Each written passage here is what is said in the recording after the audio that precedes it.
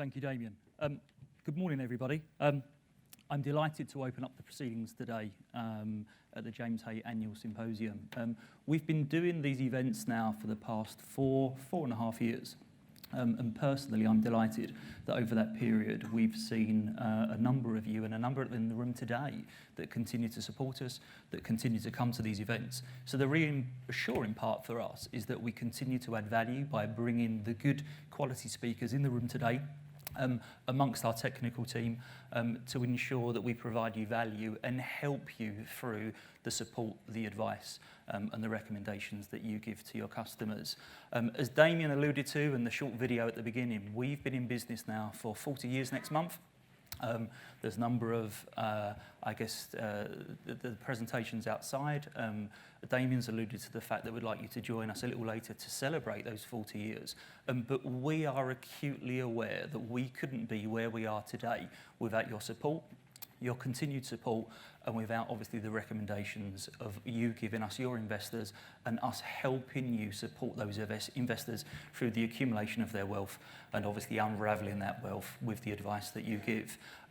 We are very, very aware that you have a lot of choice when it comes to your platform, when it comes to your SIP provider, and we don't take that by granted. So we have to ensure that not only have we been here for the past 40 years, that we ensure we are here for the future to come to help you and clearly your investors through that journey. So I'd like to say thank you. Thank you for your continued support, and hopefully thank you for your support in the future. We do ask a lot of feedback, and Damien alluded to the fact we've got some feedback forms that we would urge you to complete. We want both. We want the things that we're doing well, but more importantly, we do need to hear from you, the things that we need to build upon. I'll come on to that in a slide or two around where we are focusing and where we're taking the business going forward. But if you don't continue to tell us what we need to do, we can't ensure we're here for a further 40 years to come. So I am very aware that we send you a lot of surveys. We ask for feedback forms that are on your desks today. No doubt you speak and you engage and you liaise with the distribution team. And I would urge you to keep doing that. Internally, my team is your voice inside the James Hay business. And if we don't hear from you, we can't continue to build on the good work, and clearly without you being in the room today to ensure that we succeed going forward. So I want to thank you for the support to date, but also being slightly cheeky, and thank you for your continued support going forward and the feedback you give us. Just on thank yous, your feedback tells us that these events are extremely valuable.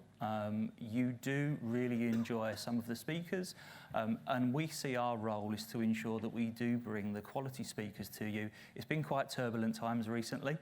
Some recent events that have been going on no doubt show how important it is to ensure who you choose from your investment partners inside your wrappers to help obviously your customers through those journeys as well. And we see our role ensuring that we bring you the quality speakers coupled with obviously our technical support unit that we bring today. So obviously thank you in advance for the speakers. We've shown this slide before, and I'm not going to apologise for showing it again, because we see where we fit in this journey is to help you looking after your investors as they accumulate their wealth, and as I've alluded to before, unravel that wealth. And for me, the platforms that get this right, that help you making sure there's a seamless process, looking after your investors through that journey, the platforms that get this right will thrive and survive in the future. Clearly, we've been here 40 years. We've been very, very successful over those years. Thank you to your support. And Alastair will touch on shortly where we're going with regards to the new shareholders.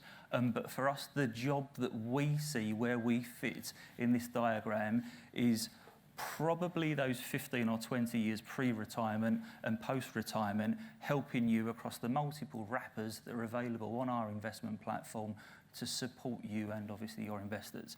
Now, internally, that's the conversations that we have to ensure that the products, the propositions, the tax wrappers, and what we make available to you is helping you in that journey. a number of things that we are focusing on in the future around where we need to continue to build on the success and future-proof in our offering. We stood up a year ago, and we're not going to hide from this, but we did allude to the fact that the customer experience and some of the service was not where we wanted it. And we have spent the past 12 months in trying to correct that. I am delighted to say there's been a number of things that we've done that have moved it forward, but it has by no means finished. And we continue to focus on that at the moment, and we will continue to do that. And I go back to the feedback that we need from you. If we don't hear from you about what we're getting right and about what more we need to focus on, we can't continue to fight and keep that moving in the right direction. So it is a journey, but I am very, very pleased to say there's been good steps in the right direction. We continue to focus on technology and our proposition, and we will always continue to do that. When I go back to that journey that I alluded to in the previous slide, we have to make sure that's right for you and for your investors. There's a number of things that we're going to be doing shortly around putting a lot of the information online for you. So you can check where a transfer is within the business. You can check where a case is at the moment. So it helps you, obviously, through that accumulation curve and seeing exactly where your investors' assets are with us at the moment without having to phone in and speak to us. So we just want to put, obviously, that information that should be readily available to you online.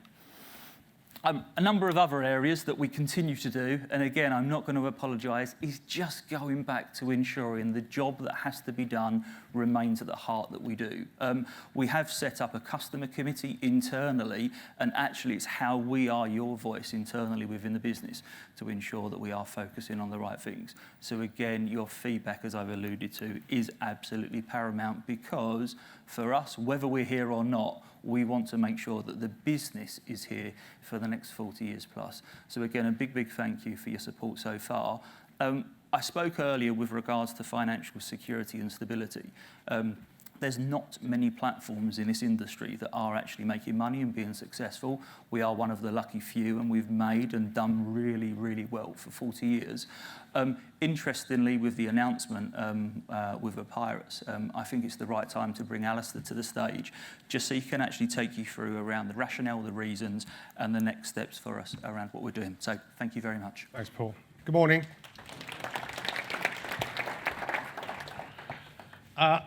Really just covering this slot for 5 minutes because quite a few of you have been asking about what we think it means in terms of change of ownership. So I'm just going to take you through a little bit of a timeline. First of all, to just touch on our current owners, IFG have been a good parent for James Hay, and if Tony Overy, who runs Saunderson House, was here, he'd say the same thing. The challenge you have, though, if you are part of a relatively small PLC entity, and I think one or two platforms, the smaller ones who've IPO'd recently, are beginning to recognise this, is you are very constrained by the market demanding the share price going up, dividends going up, increase on profit each year. And it puts a pressure, particularly in a platform space, where so many of the participants are owned by life companies who don't have that constraint, or they're much bigger entities, and they can take investment decisions across their portfolio of businesses. Losing that constraint, I think, is one of the advantages of us moving into effectively a private ownership type structure. And on the 25th of March, Papyrus announced their bid to buy the IFG Group. And I'll talk through the timelines in a second. That will come off the market, assuming that gets regulatory approval. And then what they're enthused by, Papyrus, are the two underlying businesses. The group structure itself was an entity to be quoted on the market. The two underlying businesses, Saunderson House, which many of you will compete with on a day-to-day basis in terms of another IFA business, and the James Hay business. They like both businesses. I've met a lot of PE houses over the last 5-6 years. They tend to come and talk to you a lot in my space and try and understand the market. They like the wealth planning market that we're all in. They recognise that it's a good time to be an advisory business, Saunderson House, and a good time to be a platform supporting good advisor businesses. So they like the space, they like the market, they recognise that it's a part of the market that's very attractive. They very much like the two businesses, they like the management teams. When you meet some of these private equity houses, some of them are much more numbers driven. how can we take cost out of the business, etc. My experience to date of Aparis is they very much want to grow the business. They recognise it'll add value by giving good service to customers. So I like what I'm hearing in the same way I did with the IFG as a parent. So I believe that they will be a good home for us and will allow us to go on growing, perhaps in a slightly different way from the past. Sometimes the constraints I referenced earlier about being quoted on the market made it difficult in some years to do all the things you might want to. Certainly in my discussions with Aparis to date, they want us to tell us what we should be doing and when, and then how they can support that. So I feel they're a good home for us, and I'm delighted that that's going through. The shareholders approved it on the 9th of May. I think the ratio was 99.9 to 0.01 or whatever it was, so a fairly ringy endorsement. However, the regulator has to give their approval. We're anticipating that sometime in H2. If you ask me when do I think that'll be, your guess is as good as mine. The regulator does have timescales, and I'm sure it'll stick to those. The clock stops every time they ask us a question, but so far that seems to be progressing sensibly. As soon as we can announce that being completed, we will. And then we can get on with things. We're in a slightly funny world as a management team at the moment. We have a current parent who knows that we're leaving, and a new parent who can't really talk to us very much. So it's slightly frustrating. But that's where we are. As I say, I think the important thing for the room is to understand that we will have an owner going forward as a business that will allow us to do a lot of the exciting things we've talked about and to probably do them maybe a little bit quicker and to do them in a slightly different order. So I think that's a good backdrop. And when you're thinking about your due diligence piece, you've got an owner that's coming in and very much sees us owning us for a number of years and building us and growing us. So hopefully that's a good backdrop when you're thinking about whether or not we're well supported and well capitalised going forward. So I think, Damien, we're now going to invite questions, are we not, from the floor? So hopefully that's useful. If there's any questions, feel free to ask them in the next slot. As I alluded at the start, we're going to use Slido, and there's a couple of questions already come through, so thank you very much. I should have said the default on Slido is to ask the questions anonymously, which is absolutely fine. If during the day you could put your name on it, if we don't get a chance to ask the question, someone from either James Hay or the Fund Group will then pick up with you directly after or during the event. So we've had a couple of questions in. You can vote these up or down if you want them to go to the top of the list, but Alastair, first question to you. Well, shall I do the Charlotte and Phil one together? Because I think it's sort of overlap. So thank you for the questions. Could you remind me what they were? They just Okay. So winners and losers. So Paul showed you a diagram earlier. This job to be done piece we talk about. I think the winners will be the ones that most effectively help you with people going through that advice phase. So people up to, through, and post-retirement, which is where our analysis shows 81% of the UK wealth sits. Forget property, just in terms of investable wealth. Thank you for the diagram. This is the more people either contribute partly, so you could have somebody specialising in an area, or help you with that overall journey. And you do the journey, by the way. All right? No platforms do this. You do the journey. The role of a platform or SIP provider or any party wanting to get involved here is to help you, enabling you to do that more easily. The more firms do that effectively, the more successful they'll be, in my view. A lot of people talk about doing that, but actually supporting that properly, I think, is a different skill. In terms of who will be around over the next 5 years, I think emerging themes are either someone like an Aegon going for scale and saying just a lot of this will allow us to spread our fixed cost over a nice big customer base.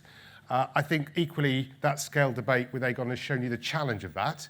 Bolting firms together and doing consolidations or acquisitions is difficult in this space. All right, which is one of the reasons I think not a lot's happening, even though people where people sit on similar platforms, it's noticeable that Standard and AXA, they haven't bolted those two, they're not running on one platform today because everyone's got different versions and everyone's on a different timescale. So I think over the next 5 years, what we'll see is a little bit more consolidation. I think some of the smaller players will just probably give up. The market, we were talking about it yesterday internally, the market is not a pure market because of the involvement of the life cos migrating their legacy books onto platforms. I think that distorts what would normally happen in the platform space or any market. So you've got this artificial capital sitting in the sector that's propping up platforms that maybe don't make money, but for them actually makes sense maybe in the longer term. So I think there'll be a bit more consolidation. I think the interesting part of the platform space at the moment is the technology companies underneath. So FNZ becoming a huge sort of animal that trumps through the jungle and tries to dominate. GBST getting a bit of a revival. You've got Bravura in play. Do we see one or two others come into that space? We've seen one or two others try, someone like a Blue Door. Felt sort of a difficult, stumbling first attempt. Do they come back into the space? Do others participate in certain parts of the space? I think defining what the platform looks like will be different in the future. So if one of you is running your business has a sort of an interface with customers, a website, and then you've got other platform suppliers underneath. What's the platform? Is it your bit with the customer? Is it us as a platform? So I think the language around platforms may evolve a little bit. But I suspect in 5 years' time, I'll stand up here and it won't look hugely different, is my suspicion, because this market seems to move very slowly. And as I say, because you've got the vested interest of the life companies holding on to large chunks of it, I think that sort of tends to slow things down, and it's their pace that dictates some of the consolidation. And then the final one around the unbundling. Paul, do you want to just cover the unbundling piece? Yeah, no, thank you. So again, maybe even just going back to the previous question with regards to what will the platform look like in 5 years from now, I think historically, if we've looked at the platform market over the past 5 years, and actually every 5 years, the market's almost doubled. Will it double again in the future? Look, let's see. But we do feel there's going to be clearly significant growth in the platform market, which leads on, I think, to the question that I'm answering with regards to will we unbundle the platform. The slide that we showed you with regards to us helping you accumulate and consolidate your investors' wealth into one place and manage those assets across the multiple wrappers, we undoubtedly need to make sure we've got the proposition that fits with you. So our desire is to still ensure that we've got the right proposition that meets your customers' needs. There is an ISA and a GIA on the platform at the moment, and we're still looking at how we obviously evolve and improve on that technology, and we will continue to do that. If your feedback continues to tell us that we need to look at those wrappers and continue to improve them, then clearly that's where we will be spending our focus at the moment. So it is our intention to continue looking obviously at those wrappers and providing you the best solution that meets your customers' needs through that journey on that slide that, as we've said, we've continued to show you a few times because, quite frankly, that's what you do, and we need to help you through that journey. Anonymous, hello Anonymous. What are we doing?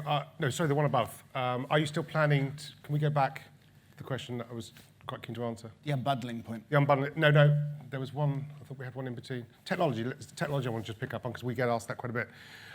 Maybe the best way of thinking about our technology is it's a little bit like a cake where you slice it up into 8 pieces. So some things we build ourselves. Some bits we use, for example, our workflow system, which sits somewhere in our platform infrastructure, is TIBCO, which is used by large organizations all over the world. And we upgrade that in line with their upgrades. We use Microsoft hugely. Most of the people in the organization will tell you that we've been through a big upgrade in terms of our email systems and how we communicate and move data internally. So all this sort of is part of it. It's not maybe the bit that you see, but it's all part of how our platform works. And we've always used third parties and bound those together. So proprietary for me really means that we bind the component parts together rather than going out to FNZ and say, will you do the whole lot, please? And we've always taken the view, and we always still take the view, that we will take slices of that cake occasionally and use a third party. And it might be that we end up in future years using component parts from a GBST or Bravura or something like that. We look at it every single time we make a change. But equally, what we're not going to do is upshift the whole thing and ask someone to do the whole piece somewhere else. That's not our model. We like having control. We don't want to really end up in, well, we definitely don't want to end up in a long list of participants waiting for an upgrade from a major supplier, because I equally recognise that although I think we've got the best platform in the market, that others competing with us may have bigger checkbooks, and therefore may get out-muscled. So I don't want to enter into that game. But we will, where we can see others doing clever things that we think will make us better, we'll use those and we'll bind them in. But the proprietary bit of us pulling those together and deciding how to offer them to you will very much remain in our control. I'm conscious of time. I know you're both extremely keen to talk about MiFID II. I mean, just on that point, just on the MiFID II piece, I mean, that's been a challenge for the whole sector. Our role has been very much to work with the fund groups to make sure that we push information into back office systems. We certainly think we've complied with all the things we need to do. But again, back to Paul's point, if there's something that we're not doing today that other platforms are giving you and you're going, guys, we find this great when somebody else does it, but you're not doing it, then tell us. And if we can get there and we can do that effectively, then we will do. Excellent. Thank you both. All right. Thank you, everybody. Thank you.